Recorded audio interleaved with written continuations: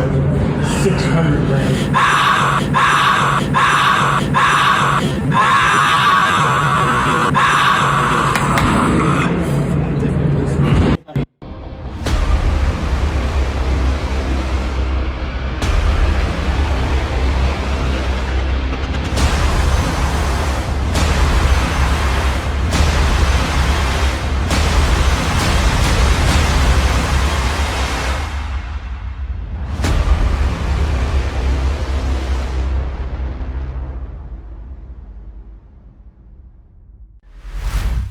Devin Haney appears lean and shredded. Incredible shape ahead of the Brian Norman fight. Let's go. What up, fight world? It's your boy Ego, and I'm back with some more boxing. Now, if you follow my channel, you will know what I've told you. The fight that I'm perhaps most looking forward to on this Ring 4 card is Devin Haney challenging for a title in a new division against the champion, Brian Norman. Now, there are many aspects of what I like. Stay tuned to the end of this video, and I'll try to give you guys some of those. But Devin Haney, he's flexing, he's looking shredded, very lean, and he's looking in tip-top shape for the Norman fight, which, as a fan, that's all you could really request from a fighter, is to pull out all the stops, show up the best version of yourself, etc. So kudos to him for that. Now, I got a lot of questions, and this fight will provide some answers. As far as Devin Haney, I've already stated to you on my channel that Devin pretty much was a weight bully in every sense of the term, in terms of he was campaigning at lighter divisions that were becoming insanely difficult for him to make in order to have that kind of advantage. Now, moving up, one of two things can typically happen, right?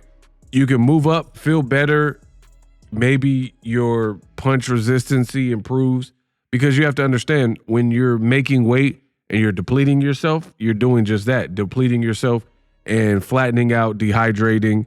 And then you have to rely on replenishing and rehydration process, which you only have a day, you know, because we weigh in on Friday, fights on Saturday, right? So everything relies on you replenishing and recovering thereafter, right? Two, the other thing that can happen is you move up and fights get tougher. Like, and that's what this fight should answer, a lot of those questions. Brian Norman has immense power, enormous power in both hands, but he will need to land it. And we've seen how Devin fought in his last fight. So if he has another performance like that, that is not going to bode well for what he has going on, because Turkey particularly has already like pretty much outlawed running in Tom and Jerry style fights, that where a fighter is not, where he feels the fighter is stinking up the joint and not really committing, non-committal, no offense, not really looking to score, and, you know, putting up a bad fight. So Devin, his whole pact, I would imagine, is contingent on keeping Turkey happy, because he's the breadwinner, putting up the bread for these type of fights. So Devin would not want another back-to-back performance like he had with Ramirez, because outside of like Turkey and like pleasing Turkey, it's also about pleasing the fans.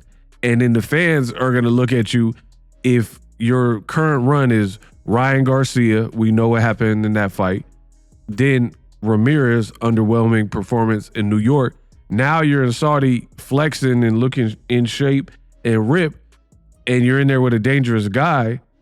You know what I mean? So the bad for Devin Haney is this. I do think there's a lot of pressure.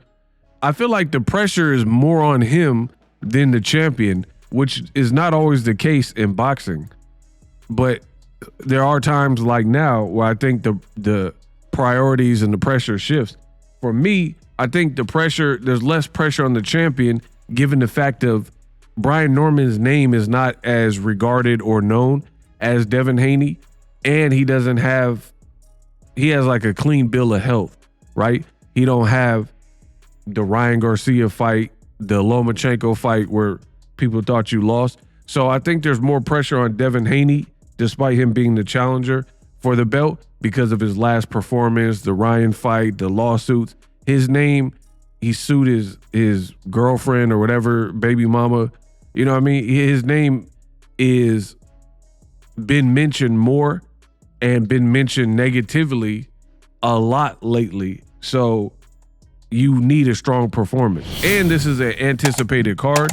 So I don't know if a bunch of movement and not, having a fight confident like you've had with Regis Prograis and some of your past work, I don't know if that'll be suitable to the public eye. So for these reasons, this is why I want to really see this fight. But Devin does look to be in incredible shape. The other angle, because on Boxingego videos, I'm not here to stroke somebody's ego, no pun intended. I call it how I see. You know what I mean? There's a lot of people, and they're glorified fanboys. They're fanboys, man fans. Another one of my words, Haniacs, man fans. You know who come up with the lingo in this boxing game. Bay Area's own Boxingego. That's who. But anywho, there's a lot of man fan channels like the Haniac content creators, and they don't give you objective things to think about. It's positive Devin news or no Devin news. We don't do that over here. If I have a thought, I'm going to release that thought exactly how I think it. And for me, when I look at Devin, like, he's in shape, but that also brings a level of pressure. Now, I know but ego, why? I know some of you guys don't understand, so allow me to elaborate why I say that.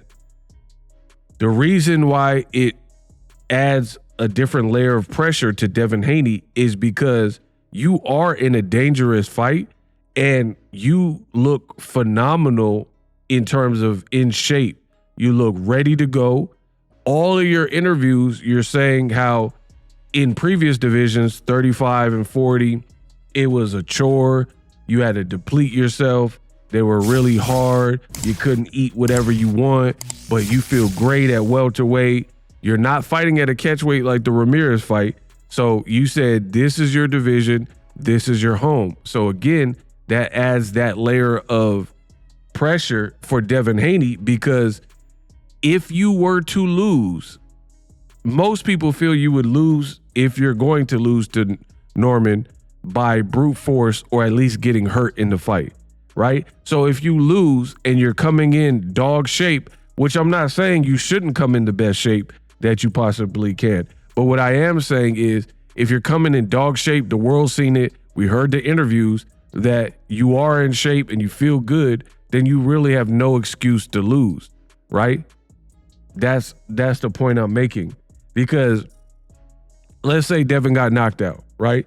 If he got knocked out, you can't be like, oh, I wasn't in shape, because you've already told us time and time again before the fight, you feel great and you look like you're in shape. And you said moving up to welterweight is your real division and you've been able to eat better. So you've already stripped away the ability to even use that as an excuse if you come up short. So again, this is must-win territory for Devin Haney. But he's looking in great shape. Let me know what you think. Ego Weight Watchers, a.k.a. ILL, where I give you a look into the fighter lifestyle before, after, and progress picks when they have an upcoming fight. You dig? Subscribe. Live streaming can be tough, which is why I use StreamYard. Click the link in the description for StreamYard, which is an awesome tool that enables you to set up your stream with ease of use. Get great results with live streaming. It's what I use. Stream to social media with ease with StreamYard. Live streaming is here to stay. Engage with your audience using StreamYard. Great way to reach out to your audience and connect. So you need a tool that can do that.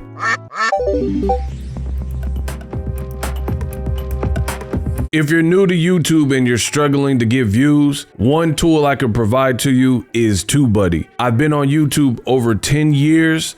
I use TubeBuddy daily to crank out videos just like this one that you're watching. Learn how the pros do it with TubeBuddy. YouTube receives a lot of traffic, which also means a lot of creators, a lot of people putting out content. So you need to learn the ropes so you know how to separate yourself, especially if you're new, but even if you're a pro, use TubeBuddy. The link is in the description. Get more views, more subscribers, and a higher click-through rate. So ultimately,